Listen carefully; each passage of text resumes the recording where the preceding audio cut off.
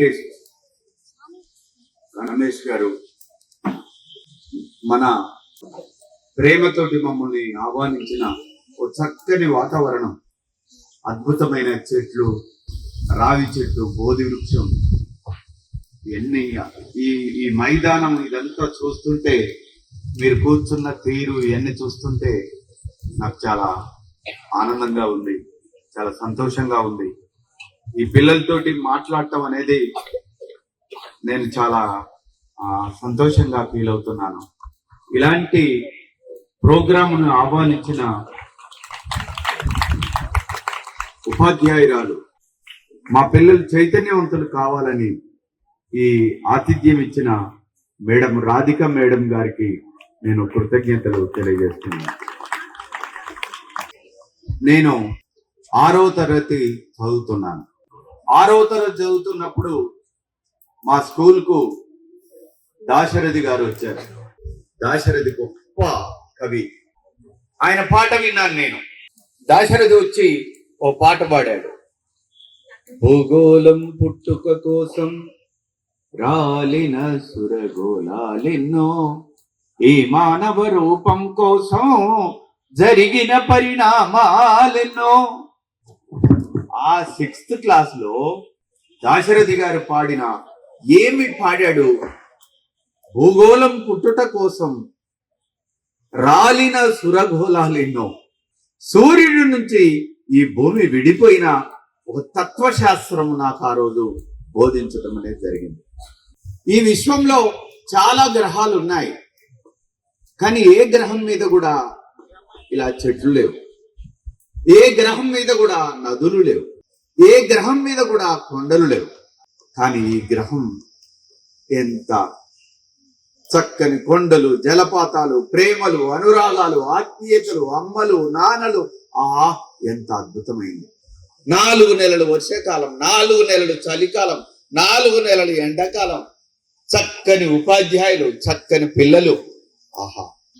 అందుకనే ఈ భూమి మీద చాలా మంది పాటలు రాశారు. ఎంత చల్లనిదమ్మా ఈ నేల తల్లి, ఎంత చక్కటిదమ్మా ననుగన్నా తల్లి, పచ్చ పచ్చని పట్టు చీరెల్ని గట్టింది, పండు టాకుల వంటి రవికల్ని తొడిగింది, కొండ కోనలనేమో కొప్పున ముడిసింది, పొద్దు పొడుపునేమో ముద్దాడబోతుంది. ఈ భూమికి ప్రేమ ఉంటదా, అమ్మతనం ఉంటదా అంటే ఉంటది.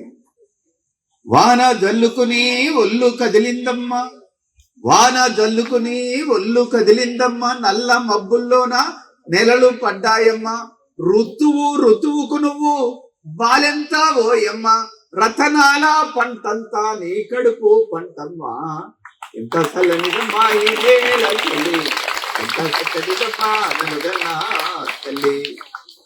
ఎక్కడ నా బిడ్డలు ఎండాకాలం వస్తే ఇబ్బంది పడతారేమోనని తన గుండెలోనే మంచినీటి చెలుమలు దూడుతుంది. ఎక్కడ నా బిడ్డలు కారులు వేసుకొని హైదరాబాద్ వెళ్ళి వాళ్ళ పనులు చేసుకోవాలని డీజిల్ పెట్రోల్ గనులు ఇచ్చింది లోపల. ఎక్కడ నా పిల్లలు అందమైన బిల్డింగులు కట్టుకోవాలని ఇనువునిచ్చింది. ఆడవాళ్ళు పుడమికి ఆడవాళ్ళు వాళ్ళు అందంగా ఉండాలని మెడకు, చెవులకు, ముక్కుకు బంగారం ఇచ్చింది.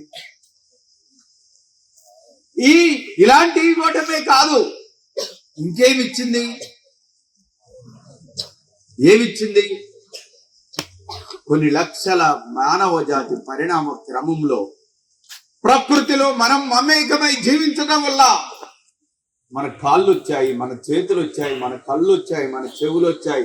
అన్ని కూడా ఈ కళ్ళు, కాళ్ళు, ముక్కు, చెవులు ఇవన్నీ మనం తయారు చేసుకున్నదా?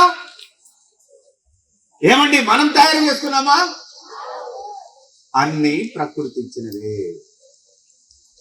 మనం ఆలోచించే బ్రెయిన్ కూడా ప్రకృతి ఇచ్చిందే కదా.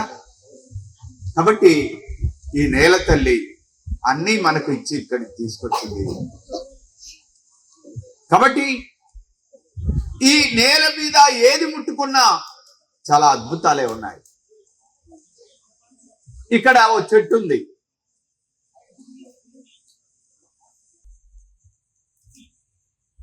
ఏ తహసీల్దార్ పిల్లవాడైనా ఇందులో ఉన్నాడా? ఏ డబ్బున్న వాళ్ళ పిల్లలైనా ఇందులో ఉన్నారా లేదా? ఏ రాజకీయ నాయకుడు పిల్లలైనా ఇందులో ఉన్నారా? మరి మీరు కూడా చదువుకోకుంటే ఏమైపోవాలి మన బతుకు?